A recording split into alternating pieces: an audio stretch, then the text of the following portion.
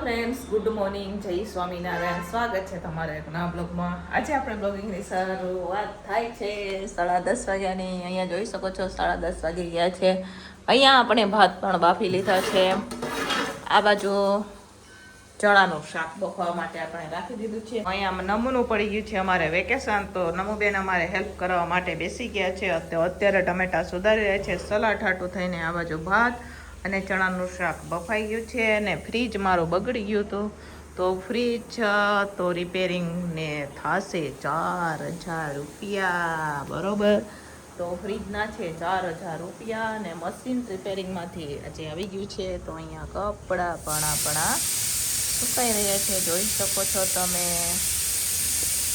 તો ચાલો ફ્રેન્ડ્સ, આ બાજુ દાળ ઉકળી રહી છે ને આ બાજુ અત્યારે હું ચણાના શાકનો વઘાર કરી રહી છું. તો ચાલો ફટાફટ આપણે ચણાના શાકનો વઘાર કરશું. અને મારે સ્ટીક હતી ને તૂટી ગઈ છે, તો અત્યારે ફોન આપણે હાથમાં પકડ્યો છે. તો અહીંયા ચણાના શાકનો વઘાર થઈ રહ્યો છે, જોઈ શકો છો તમે. અને સ્ટીક કેમ તૂટી ગઈ બતાવું હું તમને. સ્પેન જો આ 900 રૂપિયાનું મેં લીધું હતું, અહીંયા તૂટી ગયો જુઓ અહીંયાથી. તો હવે આ બધી વસ્તુ માટે તો બગડી જાય, તૂટી જાય. અત્યારે તો એમ જ ચાલે. મશીન માંડ આપણે રિપેરિંગ કરાવ્યું. વોશિંગ મશીન તો ફ્રીજના પંખા આવે એ નથી ફરતા, હવે પંખા નખાવાના છે. હવે સ્પીક હતી એ તૂટી ગઈ છે. તમારી પાસે અહીંયા લાઇટ હતી એ આપણે લઈ આવ્યા છે, જોઈ શકો છો તમે. હવે અહીંયા આપણે નાખશું, બરોબર. ચાલો ફટાફટ શાકનો વઘાર કરીએ.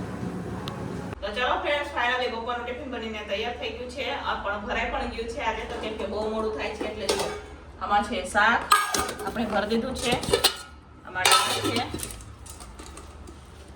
આમાં સલાડ, એમાં ભાત છે, આમાં સલાડ છે, જોઈ શકો છો.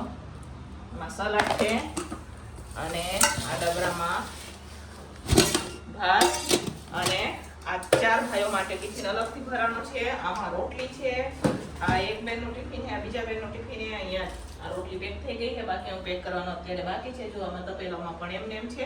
તો ચાલો ફટાફટ પેક કરી દઈએ. આજકાલ બહુ મોડું થઈ જાય છે અમને, એટલે ફટાફટ મેં ભરી દીધું હતું. કેમ કે મારે 2 સ્ટેન્ડ હતા, 2 સ્ટેન્ડ તૂટી ગયા છે. એટલે એટલા હાટું થઈને સ્ટેન્ડમાં પણ મોબાઈલ રહેતો નથી, તો હાથમાં પકડવો પડે. અને ટિફિનમાં મોકલી જાય તો ફટાફટ આપણે હવે ટિફિન પેક કરીને આપી દઈએ, બરોબર. પછી મારે પાછું એક જગ્યાએ ટિફિન દેવા જવાનું છે, ઘણું બધું કામ છે. તો ચાલો ફટાફટ ટિફિન પેક કરશું હવે આપણે. તો ચાલો ફ્રેન્ડ્સ, હવે ફાઇનલી અહીંયા ટિફિનો પેક થઈ ગઈ છે. હવે આપણે બહાર મૂકી દેવાની છે. તો ચાલો ફટાફટ આમાં રિક્ષા આવશે લેવા માટે, તો બહાર ઉચકીને મૂકી દઈશું.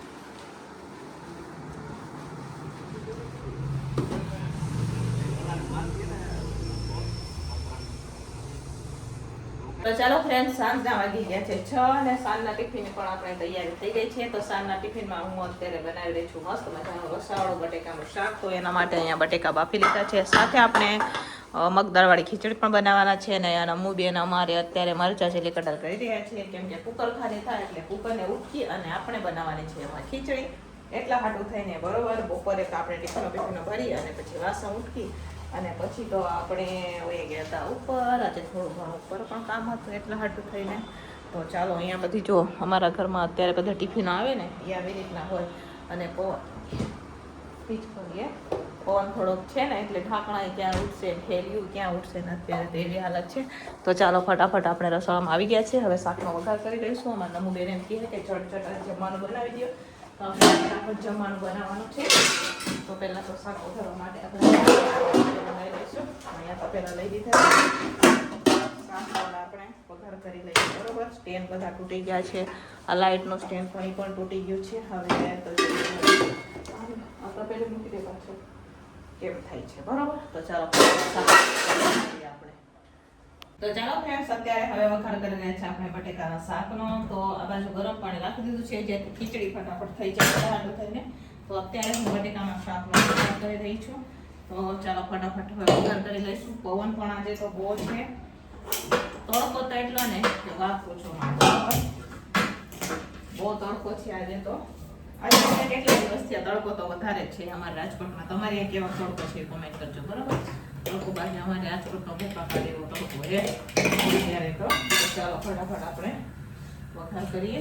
આજે લેણું પણ મૂકવાનું છે ઘંટીમાં, પોતી પણ ઉતારવાના છે. પણ બટેકાના શાકનો વઘાર કરી દઈશું. લીમડો લઈ લેતો ને અંદર. તો ચાલો થોડા કેટલા આખા મસાલા કરશું આપણે આમાં.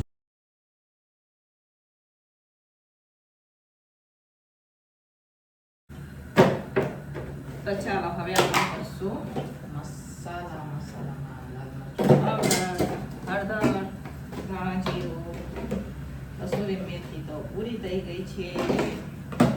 જે નથી લેવા જવું પડશે. કસૂરી મેથી સાંજે આપણે નીકળીને બજારમાં લેતા આવશું. એ બાજુનો રોડ છે ત્યાંથી લેતા આવશું. બરાબર, ત્યારે બનાવી દઈએ શાક આપણે. હવે ગ્રેવીને પાકવા દેવાની છે. ગ્રેવીમાં બધા મસાલા થઈ ગયા છે. ગ્રેવીને હવે આપણે પાકવા દઈશું. મસાલાને ફરીથી આ દઈશું આપણે ટમાટરમાં. તો ચાલો અહીંયા ગ્રેવી પાકી ગઈ છે. હવે જે બટેકા બાફીને રાખેલા છે એ નાખીએ.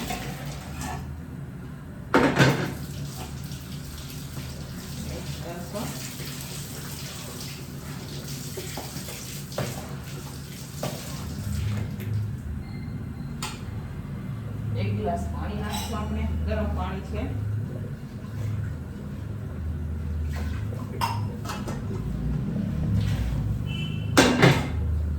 ચાલો અહીંયા પાણી પણ નખાઈ ગયું છે.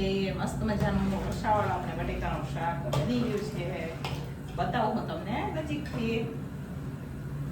હા, તમે જોઈ શકો છો ઉપરથી થોડો કેટલો આપણે ગરમ મસાલો નાખશું. મસ્ત મજાનું છે ને. બાકી આપણે સરસ મજાનું અહીંયા રસાવાળું બટેકાનું શાક બની ગયું છે. લાસ્ટમાં આપણે નાખવાની છે કોથમીર. હવે કોથમીર નાખશું.